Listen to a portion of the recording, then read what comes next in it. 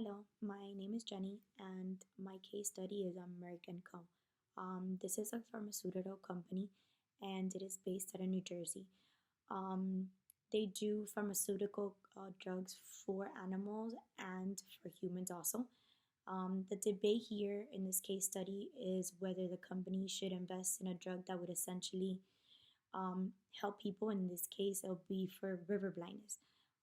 River blindness is a drug I'm sorry, is a disease that it is usually found in poor areas, and it usually grows around the rivers. And what it is a parasite that essentially gets in your eye and starts itching.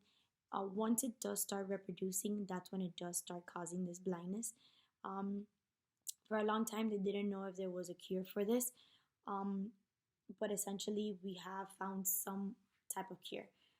We would be looking at 3 points of view. We're going to be looking at Amira, Robert, and Lynn. The dilemma here is whether it would be financially smart and ethically right for a Merck company to start investing in developing this drug to help others. To begin, the first one that we have is Amara Sen. She believed that economics and ethics um, were a perfect match for each other. What she believed is that in order to have a successful business, you need to have ethics. And one of the great examples, and one of the examples that I really liked that she used, was the butcher, the baker, and the brewer. Um, this example that she used was pretty much stating that those three things need to go with each other. So pretty much, we need something to drink, we need a baker so for sweets, and we need a butcher for meat. So these three people essentially came into this business or started this business to start making money, kind of like Merck Company.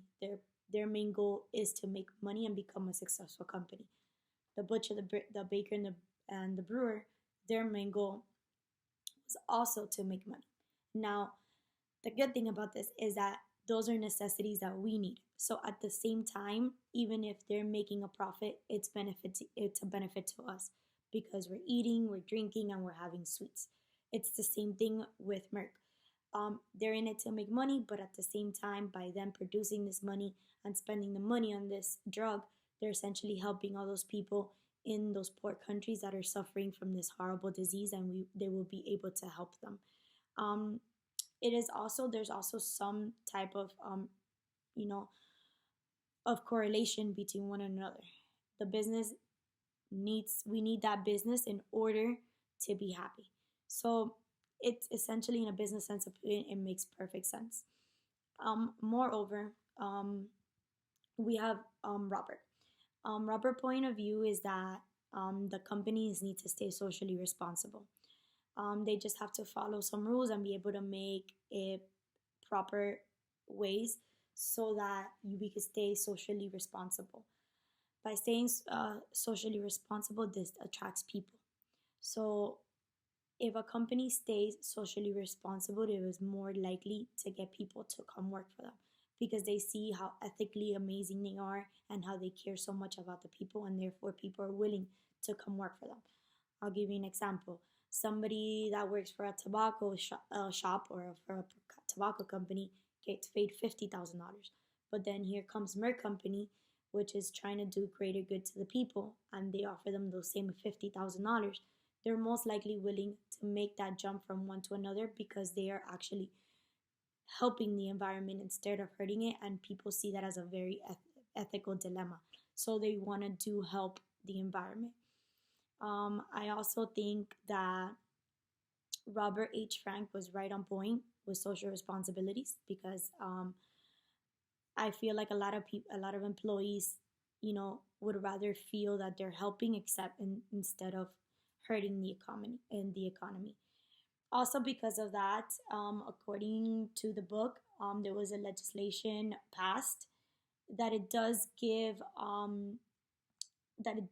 incentives for doing these drugs. So they propose that drug companies that do stuff for the greater good or do stuff to help the environment, they do get tax benefits. So they are maybe losing money because this drug does take a lot of money, but at the same time, they are helping people. Um, Lastly, we have Lynn Sharp. She argued that management and ethics intertwine with each other. She pretty much stated that if we have good managers, we have good CEOs, we have good people working for it, then a business should be successful and it'll be good to the public eye. If a business is good to the public eye, then that means more people are willing to buy their product and versus a company that is doing very bad or does not look after the public good. People are very based on what they see, and if they see that a company is doing very good and helping others and doing fundraisers and doing all of that, they're more likely to buy their product and buy the other product. um, in conclusion, I do believe the Merck should go ahead and process this product. They do have a little bit of pushback. They have the pushback of funding because it is a lot of money. Um, but then this is when we come back uh, to Robert H. Frank, which stated that a business is socially responsible, and if they are socially responsible and they show that to the world, then they're more likely going to get funding and help from other big companies that also want the greater good. Uh, the little pushback that I was when I was reading the article was that they were scared to try this on people because this drug was exclusively done for horses. So this was an animal drug before it was a people's work, or before it's going to become to be developed for people. So Merck had a lot of worry that this was going to be very bad for PR because because of it being animal drug and not a human drug to begin with. Um, I believe that Merck is able to get funding and help with the cost of doing further research, and I also believe that the Merck company should go ahead and start producing this drug. They have to be very cautious about the cost of this drug because it could eventually, if they're not very good at it, it could lead to bankruptcy. So they have to make sure that they have the proper funding. They have to make sure that they have a lot of people behind them. They have to make sure of the price that they put for this drug. But from the ethical standpoint, I think everything is in their favor, and I think the company is doing very good.